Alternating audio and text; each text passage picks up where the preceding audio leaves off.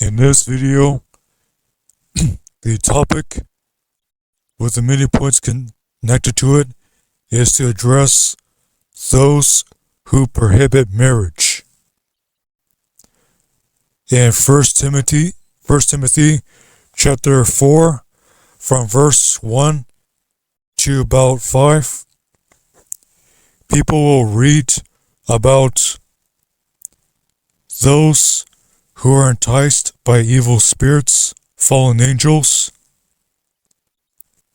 and when they listen to those ideas and go along with it, whether it be through another individual or they hear it in their ears or in their mind at some point, or go along with it and are tempted to do so as well too, then what happens is that these wrong decisions in action, as well as in speech and their words, especially their thoughts and their intents along with it too, as the aftermath of it, the beginning and the end of it too,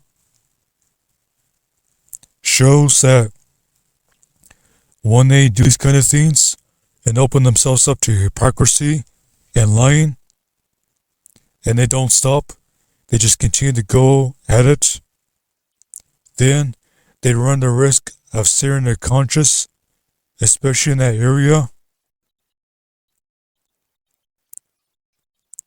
So you can try talking to them about everything else except that one subject. And those who are born again, who have the Ruach HaKodesh, it will perhaps irritate them too, because that spirit is going to be stirred up, trying to pull them to make them react in certain ways. So we have people who are going off into hypocrisy, lying, to the point that their conscience is being seared. They'll go so far as to do some reckless, as well as to say reckless things too. Such as things in an effort to prohibit to keep people from being married. So again, they can come up with methods and ways to speak it as well as to perform it to keep people from being married.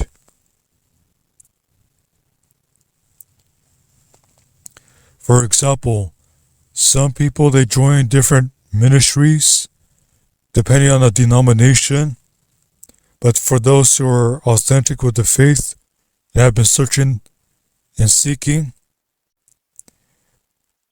it is good for them that they find the right assembly, the right ministry to be connected to.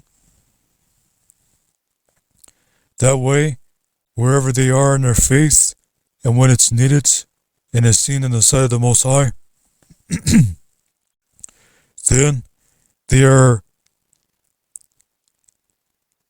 available for the potential to be married, especially if they have been single when coming into the group, into the ministry that they're involved in. Because many of these denominations, as well as religions out here in the world, they have different forms of forcing people from being married against their will through various means, especially to capture their will.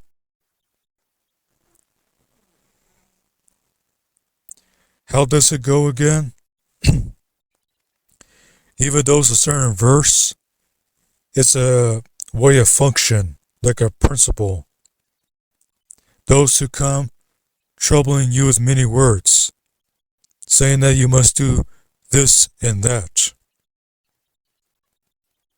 So in that verse in particular, from the New Testament and the letters, it speaks concerning those in the context who would use the traditions of men and where they would add and take away from the law, the Torah, and try to make people keep the traditions and the teachings of men, especially the elders, in their different quote-unquote denominations. And the book of Josephus covers that, where you have the Pharisees who rose up among the people, the Sadducees, as well as the Essenes, where they had their own ways of adding and taking away from the word given and living differently from what was prescribed. Although the Essenes benefited from using the scriptures in certain ways to discipline themselves, still, not only the actions on the outward appearance, but also the spiritual side of it too, matters when it comes to faith. Because you have different versions of the Essenes out there too, such as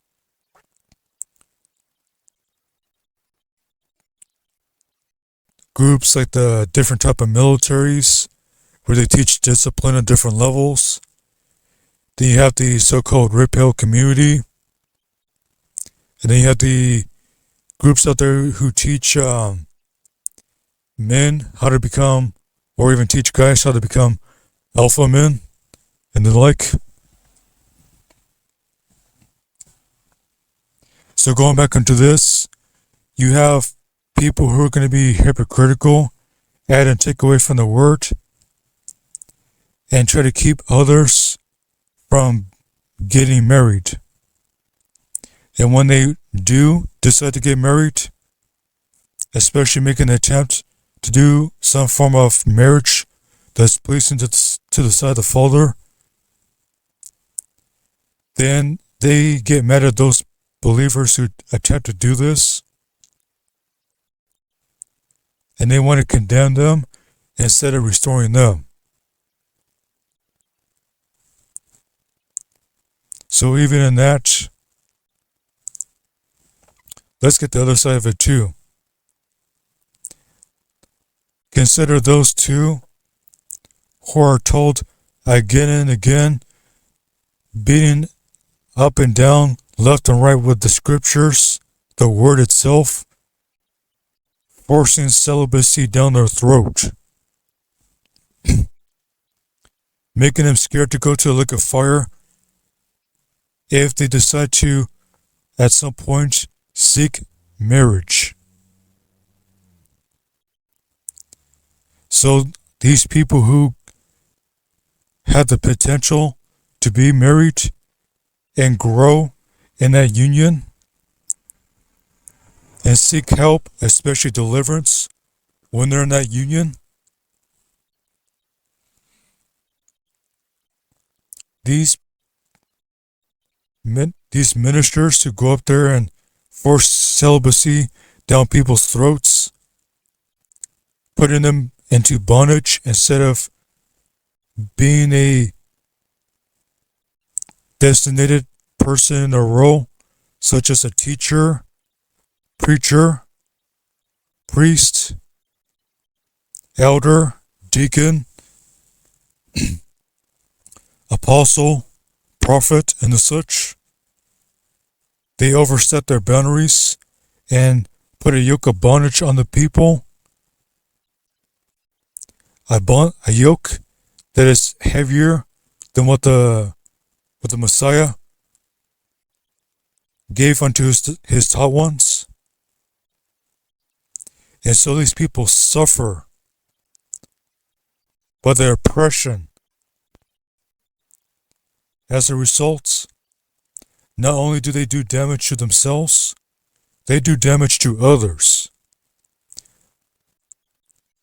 And it just is a ripple effect. And the thing too is that eventually it just spreads and affects more people. And it makes people wonder what's going on here. Because you have people who either they're celibate because they're the person administering the word to them said so, or else.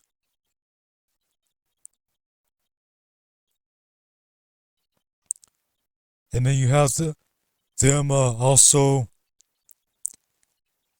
having all these concerns, fears, and things ministered unto them, where if they walk right inside the folder and they get proper instruction, instead of being ministered bitterness, resentfulness, unforgiveness, it's all suspicion, hate, sexism, racism, and all sorts of manners that are influenced by evil.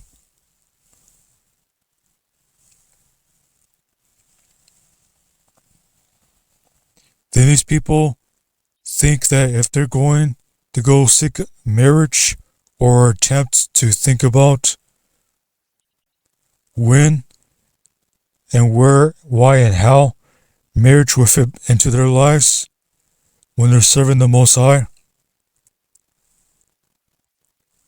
you have all these things in the way with the intent not to instruct them, but to put them in fear and to concern, caution, and like the disciples said unto Yeshua HaMashiach, Jesus Christ, how they said it's not good to be married, where they're just blown away by the doctrine, where people were having marital issues. Instead of doing justice, dealing with the matter justly, the woman was put away in wickedness, where she was separated and not given her bill of divorce to go be married to someone else. It was warned that the woman, when she was put away, separated, and then other ways of putting it, the woman was put in timeout. So the man or the guy put her in timeout, and instead of taking her out of timeout or giving her enough space and time, he left her there indefinitely and went to go find someone else, perhaps, and if possible, to really set her up to try to, get rid of her for good with malicious intent, try to cause her to remain abstinent for indefinite periods of time and make her try to stumble into committing adultery by seeking another guy or another man.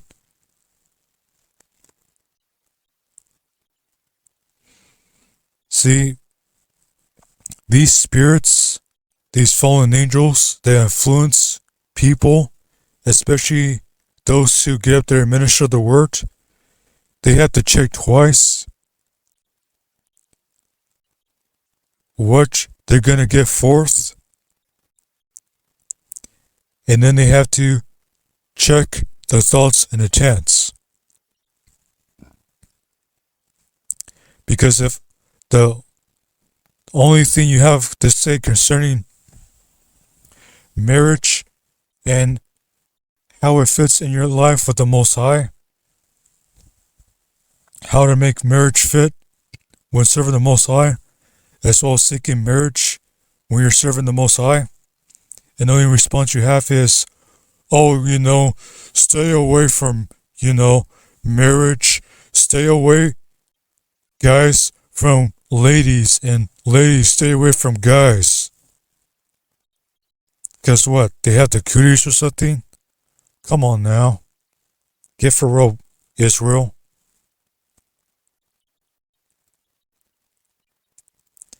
You have these spirits making these teachers, preachers, and instructors of the word trying to deter you from ever seeking to be married. And they want to take that word on top of it too and convince you to not ever want to get married and even be intimidated to go get married at all. See, they when they're anointed to be in those offices, and they want to sit there and beat you over the head saying that, oh, you better not do this and that because you'll get in sin and you risk of going to the lake of fire. Well, geez, are you going to balance this out? Are you going to tell the people who've never been married at all, those who are virgins, those who have gone in and out of marriage, and even seeking marriage, how to approach this wherever they're at and whatever place they're at in the faith? So if they're out here going in and about through these cities in the world, as well as in the country, and if they're on homesteads or in communities that's on land, they need to know the ins and outs and how to adjust in their environments. So if they're going to seek marriage at some point, what to do here, what to do there in different instances. Because this present generation, after the 80s and so forth, the minds and the perspective of people have been molded in such a way, they definitely need the Ruach HaKodesh to fill them and to help them, because what's being done with this present generation, those who are alive and those who are to be born, it's messed up. The stuff being done to the people here is being extensive to mess with their minds and how they function and process thoughts and behave, to where they struggle to communicate in different areas.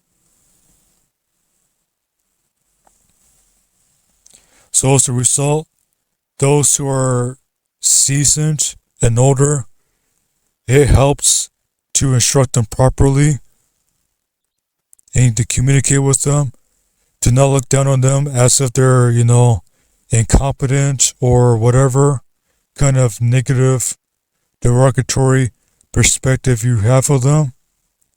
There are some who are sincerely seeking to do what's right with their steps inside the Father, and they receive instruction and guidance and help by those who know how to enter into courting, then marriage afterwards following, or communicating to the point to where it can lead to courting instead of so-called quote-unquote dating that is a counterfeit of courting, and then how to go from courting into marriage properly, and then from there too, how to start off their union so that they can continue from there and serve the Most High without their union being diminished and without their relationship with the Father being diminished. Because we have to keep it real, Israel.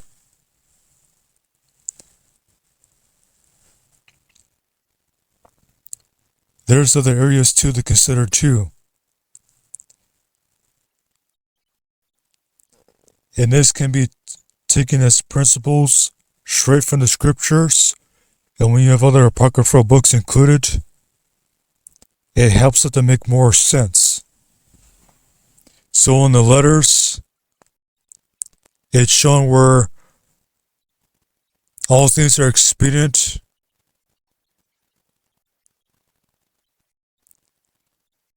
but not all things are lawful to me.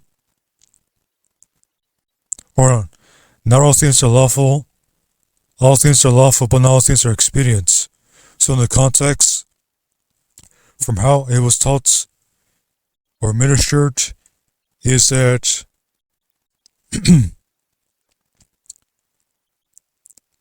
all these things that's in the law, as well as taught and instructed, that aligns and respects the law, as well as in the spirit of the law, to revere the Most High Himself in His Word, so that the person is not committing sin, iniquity, and transgression in His sight. There are things where it's going to work out for you in this area, in that area, and there's others where you have to pull back on that. For example, you may be skilled in business, but not skilled in farming. You may be skilled in construction, but you're not skilled in mathematics or arithmetic. You may be skilled in judging a matter and analyzing it, but you're not skilled in interpersonal relationships, to having close friendships and the such for some people. There's all these different things where people can be hit and miss in until they can get perfected. And at the benefit, they meet more like-minded believers so that they can become perfected. Because, hey, for example, if you can do labor's work, such as construction, and know how to do the mathematics of it too, to a certain level, and even greater as you grow over time, and be taught how to judge matters, how to do judgment, how to discern, how to have good judgment, insight and foresight, and such. That way, not only in construction, but in other areas of your life, and where you can use it in, that way you can be more perfected, especially when you're in the faith. And those who have interpersonal relationship skills, people skills, for what they call it, how to talk to people, emotional intelligence, as well as how to communicate, how to process their words, their speech, what manner of spirit they are of, how to reach them, as well as the wisdom, knowledge, and understanding of how to address people in different situations on another level. But in other areas, to be perfected in that way you're more helpful, you're more able to help the body than just yourself, then that's good to go into perfection.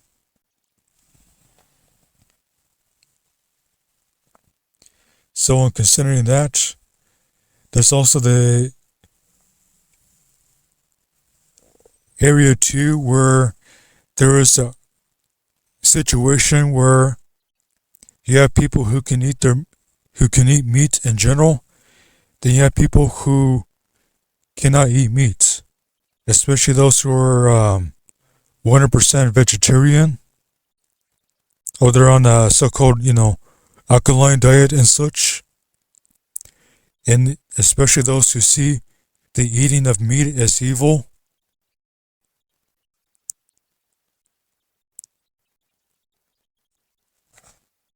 Including those who can't bear to look at an animal suffer and be killed and butchered and such, according to their experience.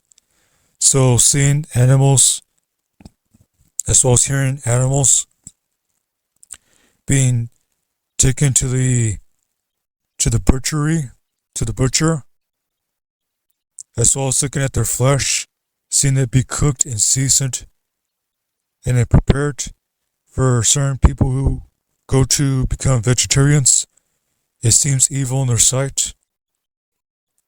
So those who are convicted, or they make a vow or oath, or however area they enter into becoming a vegetarian, receive it as evil to them, then those who are going to eat their meat, try to not eat it in front of them or around them.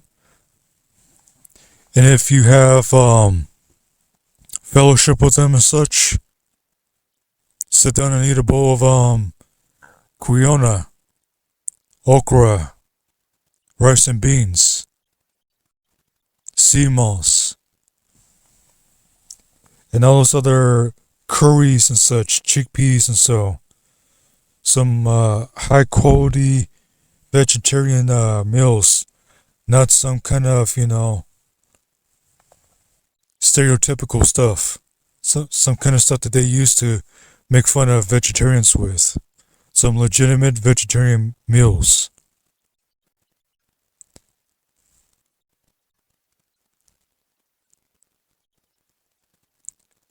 Especially fried plantains and fried lettuce and so forth.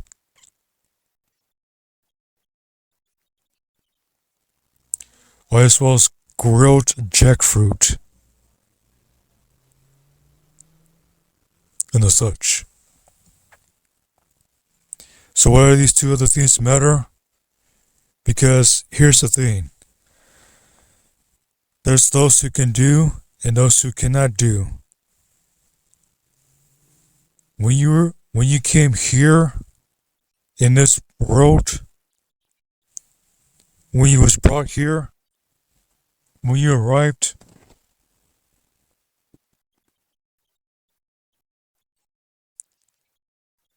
you come as a package with different attributes, different things that work more or less in different areas, as well as in different ways.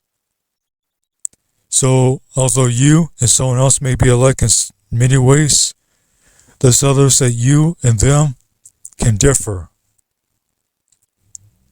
as well as may be made different for too.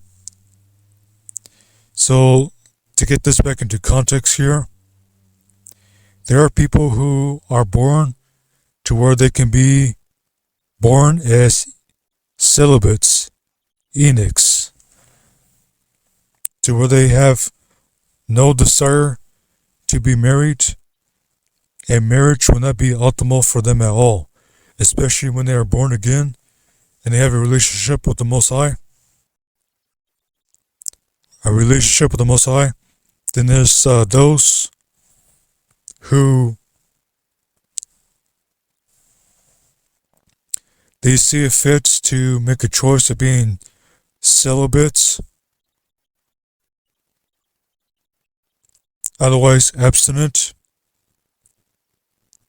and in doing so, they get accustomed to it, and they don't have a desire to enter into marriage.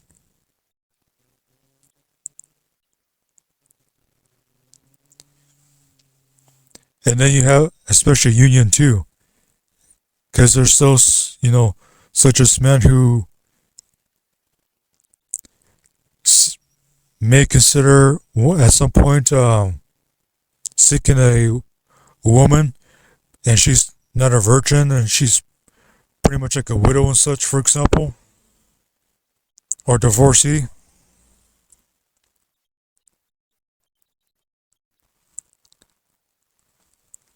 Then you have those to where they make a vow or a oath with the Most High to remain celibate. So for those who, for the long term, continuously remain celibate, that's their portion, especially if they were born that way too.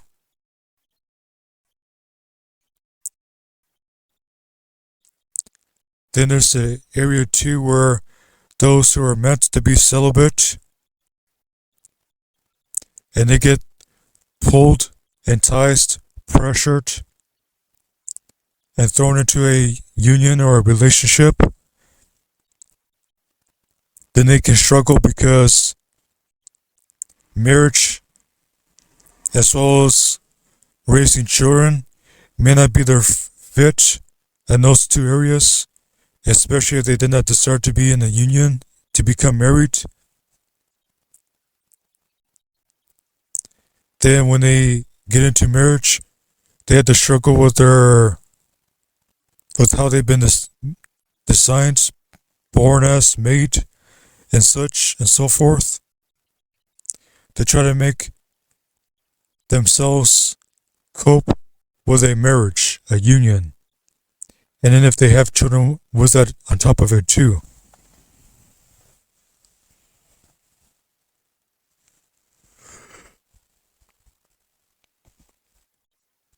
You also have on the side too, for healthy balance, those who, when they come into the faith, they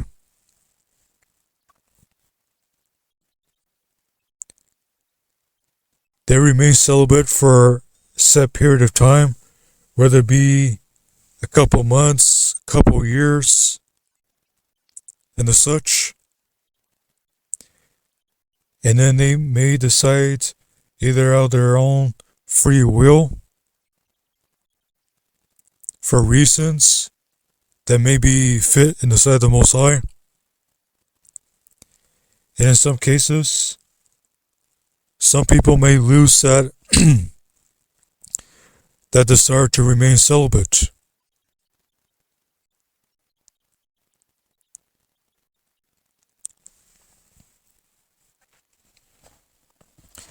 Then you have the second out of the three here, and the third, depending what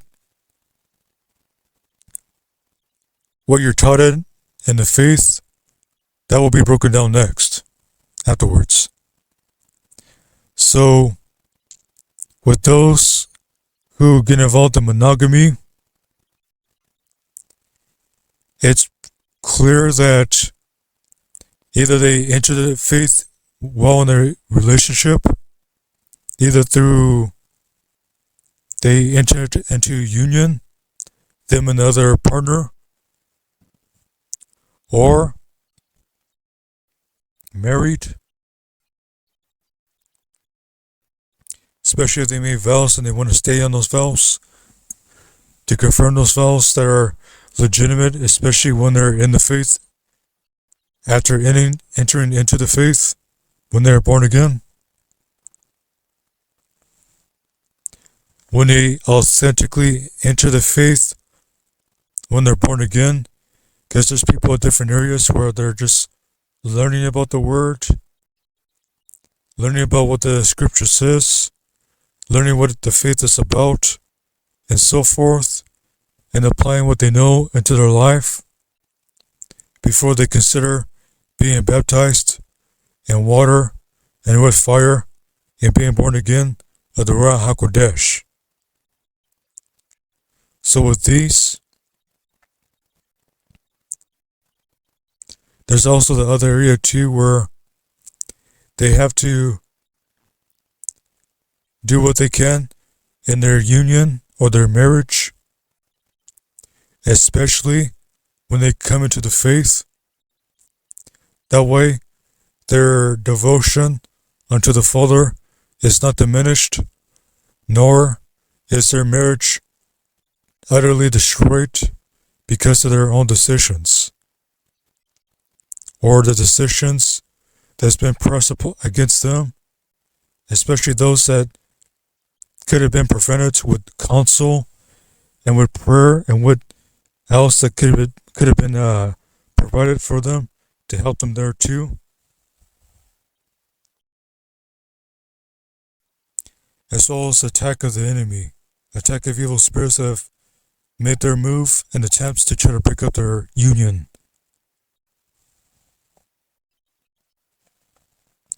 Then you have those who they may have entered the faith unmarried, and just one chance that they may have to actually get married, they can meet someone else who's of a likewise faith or belief, of likewise belief, So a man can find a woman who's seeking after righteousness, and a woman can find a man who's seeking after righteousness.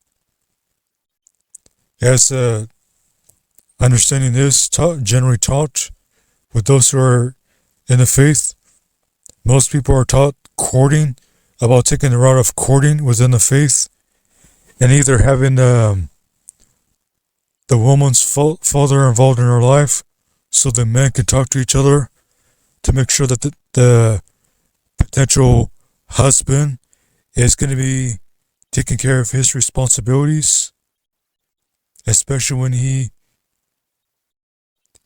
talks to the father, to the dad, to the woman's dad,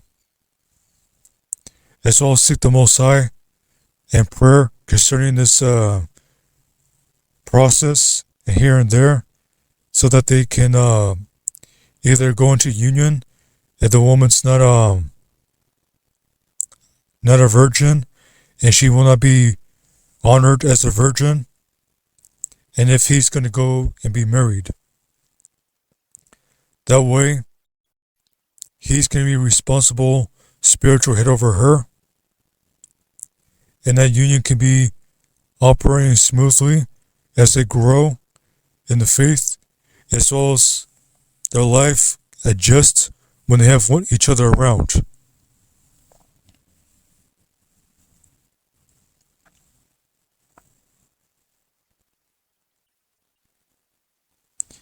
So pertaining to this here too, there is plenty of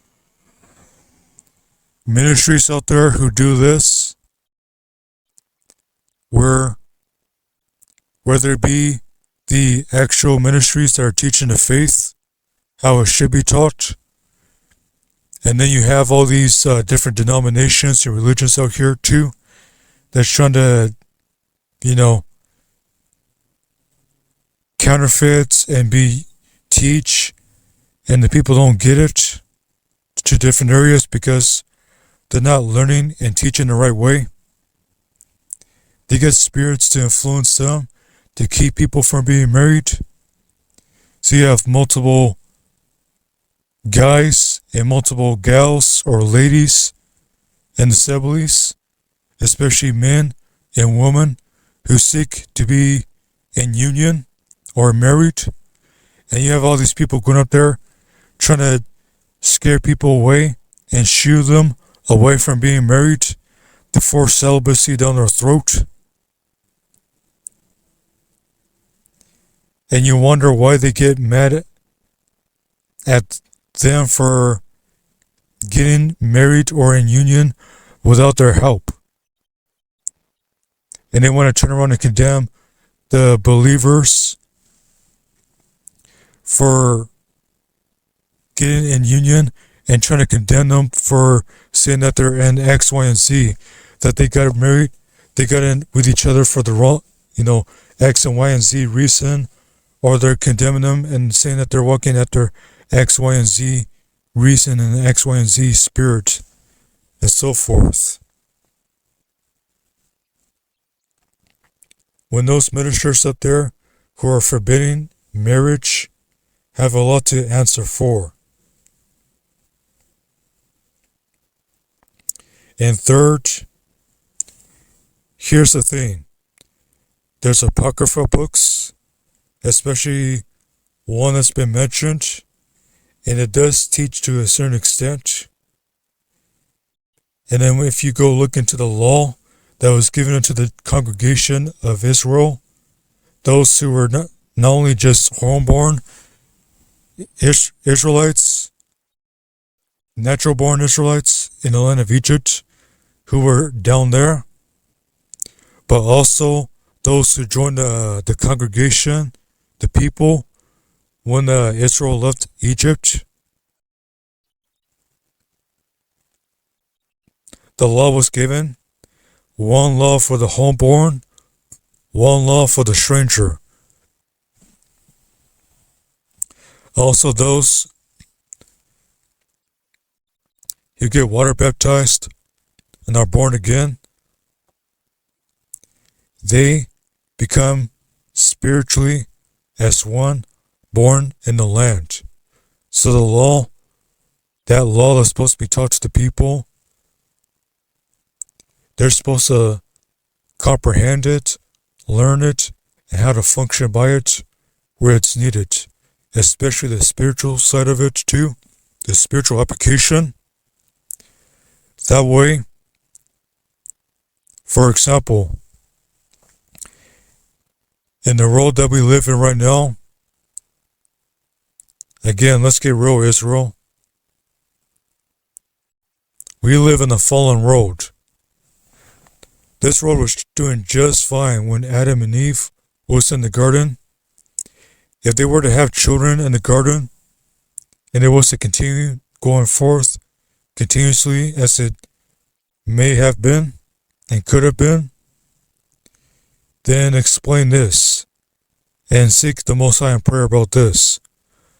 Would every male child and female child born be a 1-to-1 ratio consistently through the long-term progress, through the long-term process? So according to all these doctrines about monogamy, consider this. We live in the fallen world, so not only do these natural bodies have so many years, so much time until the Father decides to either add so many years onto to this temporary, to the life in this temporary world here in this current state, in this temporary body, as well as the other conditions such as mortality, where something can happen to this body and the soul leaves the body and has to depart and go before the Most High to be examined. Then you also have the other areas too, where after the fall of man, after man leaving the garden, there's all the sorts of vegetables and fruit, the crops to eat, and the use for medicine and the use of the body. So eventually, in this fallen world that we live in, after Noah got off the ark and he made that sacrifice, it was shown at that point that men eat meat now in general. So humanity went from being vegetarians in general at some point to where they can eat meat, especially the meat that is sanctified by the Father, such as the chicken, the turkey, the cow,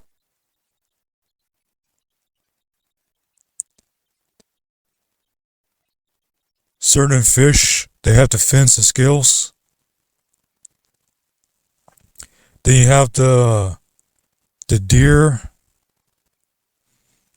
the sheep, the goat, and a couple of varieties out there that are kosher.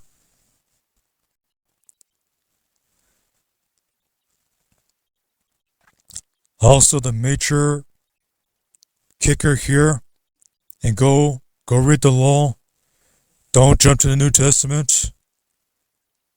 Don't twist the scriptures from all these different denominations, from their teachings. Just go to the law and read it for how it is, and think about it, how that applies to your life. The law shows that if a man was to enter into a union or a marriage with an additional woman, he has to provide for her, for what is shown in the law there. Not just physically, but spiritually.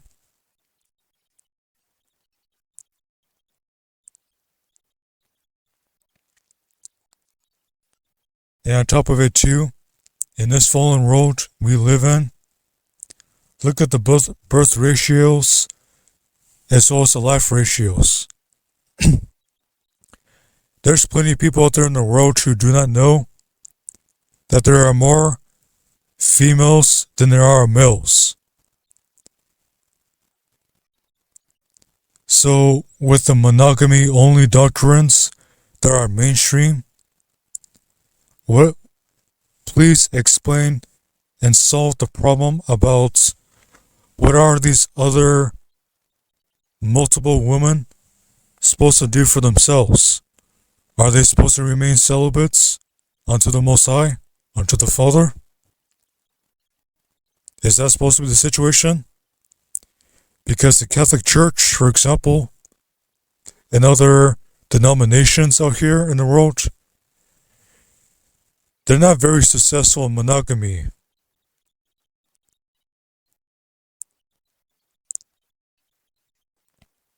Especially when you have people who walk after the flesh because they're not born again. Many in particular, where they have religion, but they don't have a relationship with the Most High because they haven't been born again.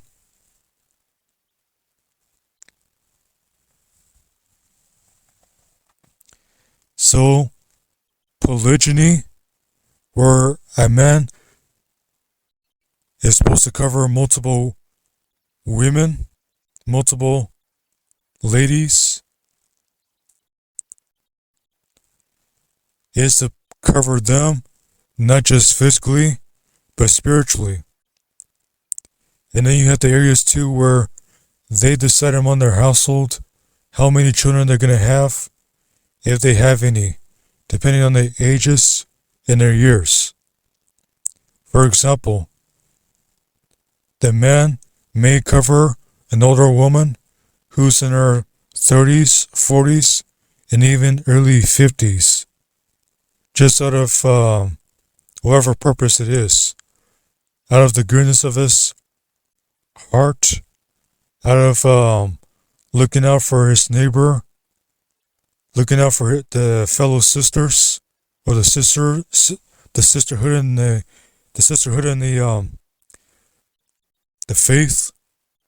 And in some cases, the man may have a righteous desire towards that woman, towards her. So there's many reasons why that man may enter into a union or a marriage with multiple women. So all of you who consider yourselves spiritual,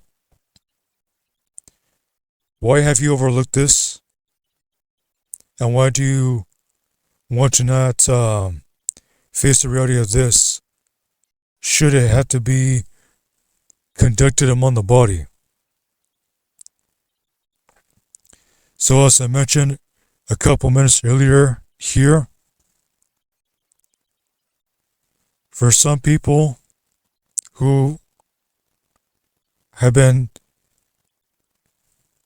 born with different attributes and made for different purposes and equipped with different things, for some, monogamy may be evil for them because they're either going to be celibate or they're just designed to be in polygyny. There's some where they're going to be celibate because not just polygyny, but also just monogamy, even just being in a relationship at all for them is just evil for how they've been designed and made. Then you have people where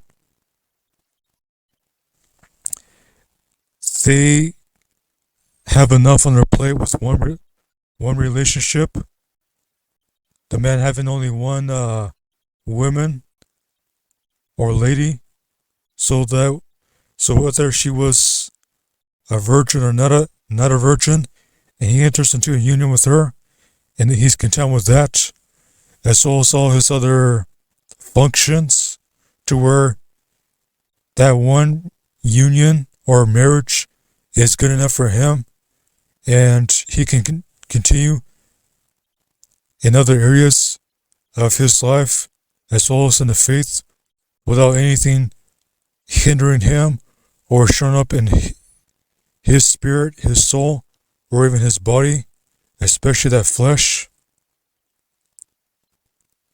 then the respect for the monogamous man can be given where it's given, in due respect. So, what's being said here is that some are made for monogamy, few are made for celibacy, especially celibacy for life or indefinite celibacy.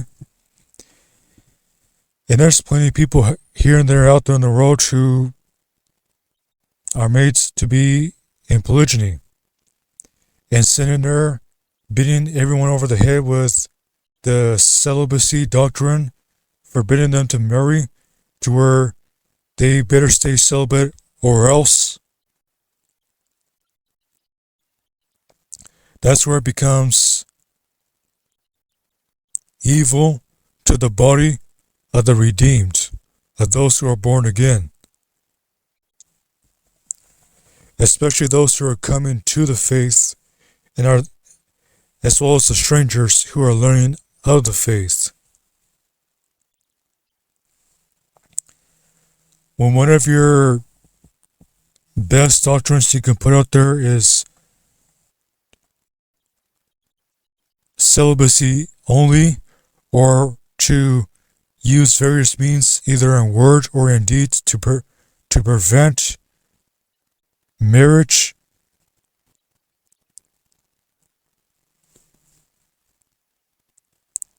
eventually people are going to get enough of such ministers. Those who want to use their words as well as their crafty plans to forbid marriage. Some point, the Father's going to wake people up, alert them, and even help those who are seeking Him, and even those who are making prayer and intercession where it's needed, that people can be taken out of the hands of such grievous wolves, of those who are teaching doctrines of demons, of devils, fallen angels.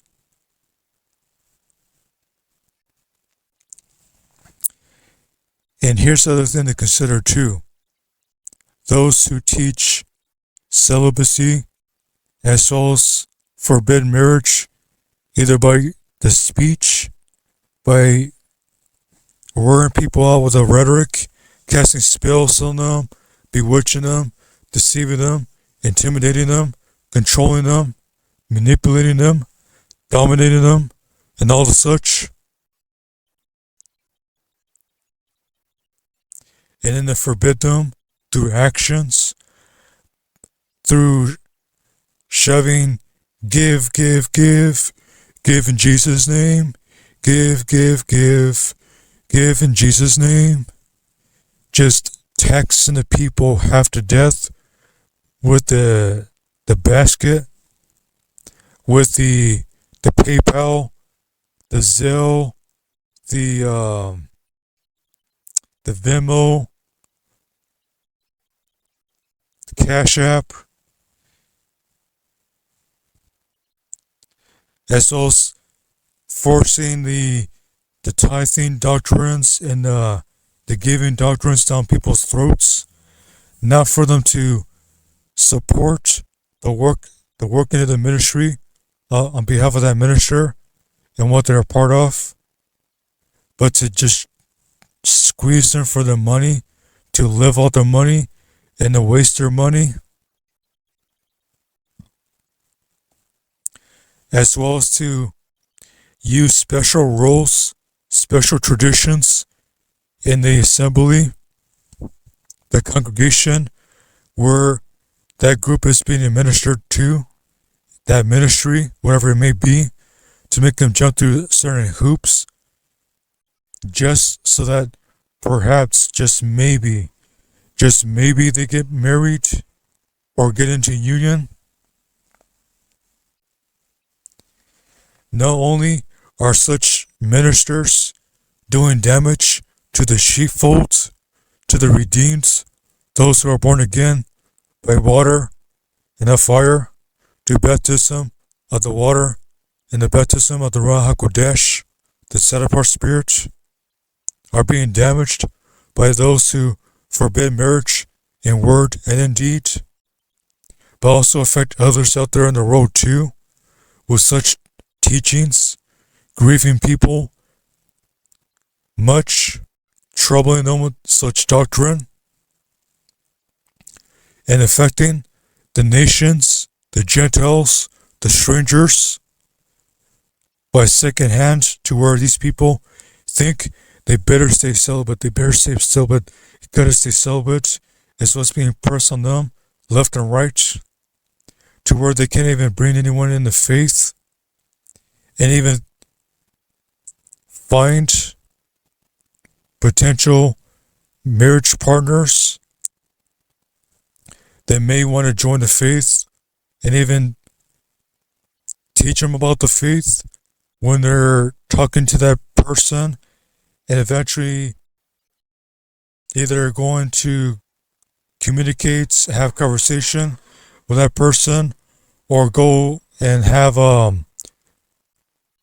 days where they go courting with one another. You're trying to force celibacy so much down their throats to where they can't even walk in the freedom that the Father has given them, to what they, by sending His Son to redeem them, by putting a yoke on them that is heavier, way heavier than they should be on them at all, period.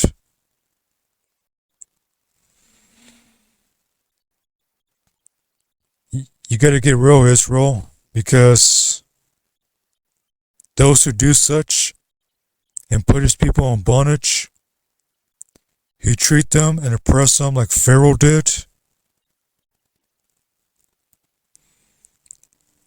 You better wake up from your stupor, from those spirits that are, those evil spirits, those fallen angels using you, ministers, because if you don't stop turning around and oppressing the sheep and making them suffer for, not for His will to be done, but for your grandstanding, your selfish will, your traditions, and your doctrines of demons to be fulfilled, the Most High could come and see about you, just as He showed up many times, even in the cloud. He can come and see about you, and even perform divine judgment on you, to take your height and put it on the door. If you cannot teach the people how to go talk to the other so-called gender, how to teach guys how to talk to ladies, and how to teach the ladies how to talk to guys, so that they can mature well in the faith, and potentially how to communicate, and to how to have them communicate and navigate when each one is in different situations and scenarios, and to where from there where it can enter and go into courting, and then from courting how to operate in that, so then they can enter into marriage, into a union, and go from there. If you cannot help the needy body that the Most High has redeemed and filled with His Spirit, then you need to repent, have prayer, seek the Most High, and if needed, have those demons cast out of you, and learn to instruct, teach, and preach right, so that the needy body can have its needs met, and you no longer be a detriment nor an enemy to the Most High. Because if you're serious, He can restore you and have you doing His will and helping to restore the body of His people in this restoration.